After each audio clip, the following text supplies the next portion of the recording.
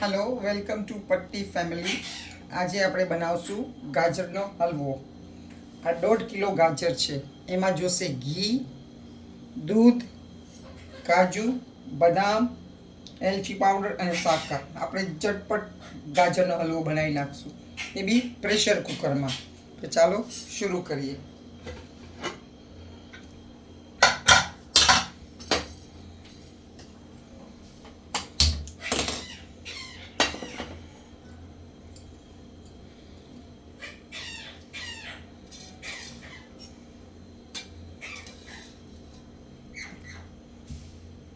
એમાં નાખશું 2 ચમચા મોટા ઘી.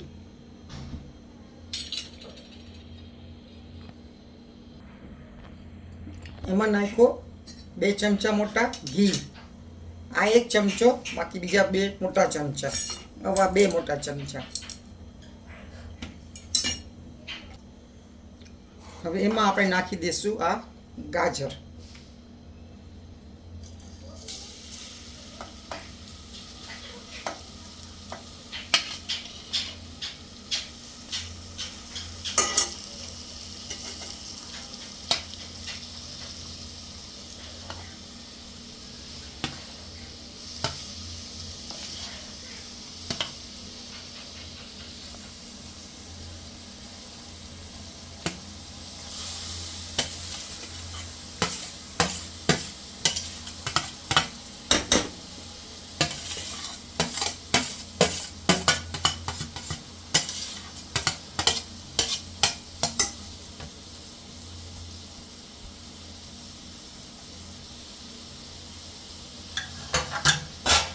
હવે આપણે એને હલાવી લેશું.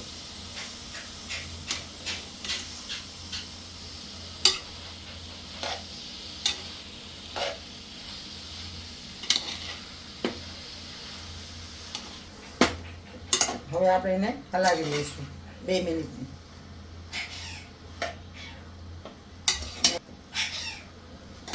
એને 2 મિનિટ માટે રાખી મૂકશું. નીચે હલાવતું રહેવાનું કે ચોટે નહીં.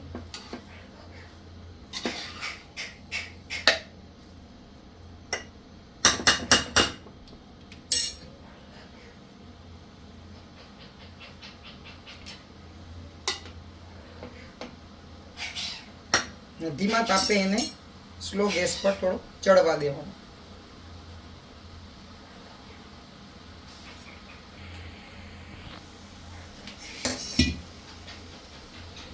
હવે આ થોડો કૂક થઈ ગયો છે.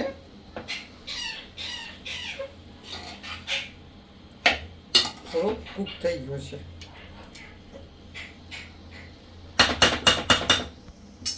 એમાં નાખી દેશું 2 કપ દૂધ.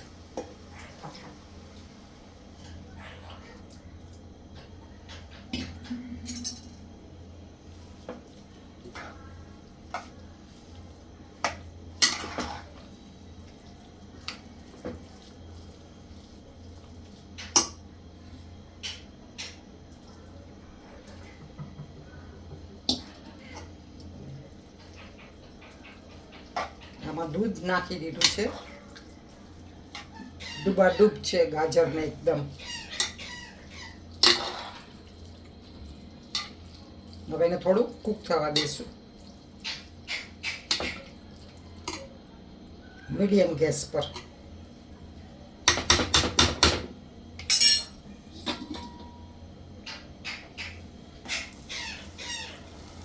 આમાં થોડું દૂધ ઓછું લાગે છે મને. પહેલાં 2 કપ જેટલું નાખ્યું હતું, હવે 1 કપ પાછું નાખું છું. કપ પણ મોટા કપ હોવા જોઈએ.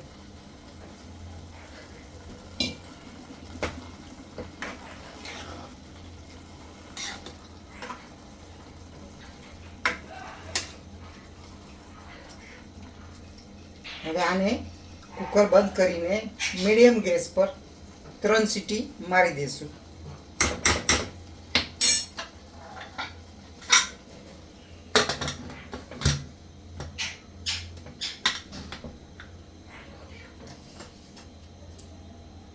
હવે આપણે કુકર ખોલી લઈએ અને જોઈએ થઈ ગયું છે કે નહીં. હા, ચડી ગયો છે. એકદમ સરસ થઈ ગયો. જો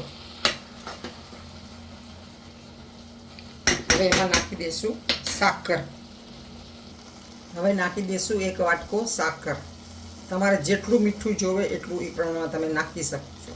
અમે ઓછું મીઠું ખાય છે તો અમે 1 વાટકો સાકર નાખી એને હલાવી લઈએ.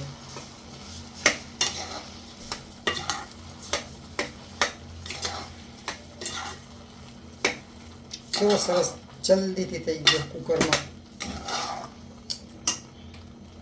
ગેસ મીડિયમ રાખવાનો ને હલાવતું રહેવાનું, ચોટે નહીં.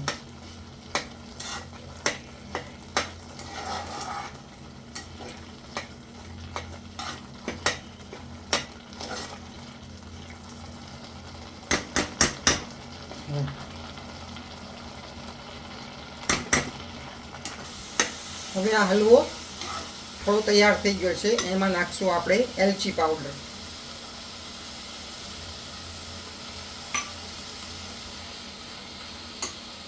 હવે નાખશું થોડું જાયફળ.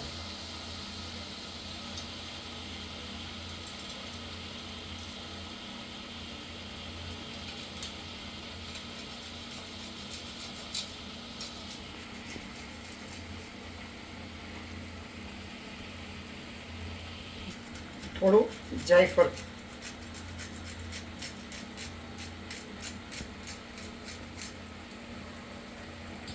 હવે નાખશું કાજુ.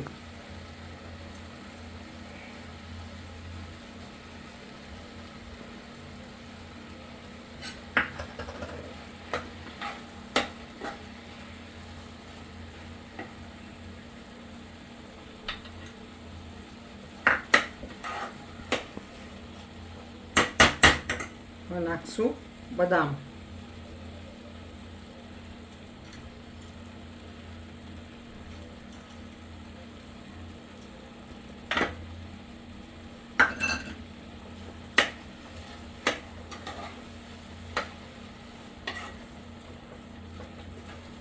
એવો ઝટપટ હલવો કુકરમાં થઈ ગયો. થોડા વધારે કાજુ નાખી દે ને બદામે નાખી દે.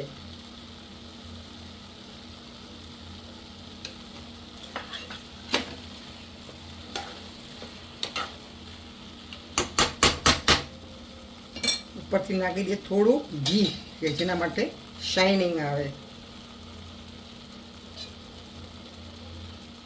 થોડું શાઇનિંગ આવે.